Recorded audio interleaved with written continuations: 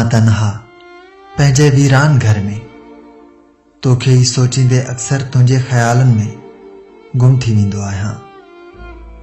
ऐं जॾहिं तेज़ हवा सां अचानक घर जो दरवाज़ो खड़कंदो आहे त ईअं लॻंदो आहे त तूं मोटी आयो आहीं।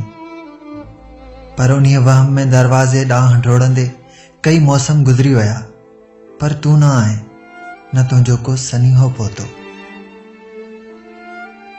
अक्सर चांड्रो की रात में चंड सां तुंहिंजूं ॻाल्हियूं कंदो आहियां ऐं तारा मुंहिंजी तन्हाई ते खिलंदा आहिनि। हीअ लोक मूंखे तुंहिंजा ताना ॾेई मूं ते तंज़ कंदो आहे, पर मां ख़ामोश रहंदो आहियां, कंहिंखे बि जवाबी मोट न आहियां ॾींदो। बसि पंहिंजे वीरान घर में पंहिंजी दर्द भरी यादुनि जो मातम कंदो आहियां, जिते जूं दीवारूं ऐं मुंहिंजा कुझु किताब पंहिंजे विछोड़े जो नोहो ॻाईंदा आहिनि।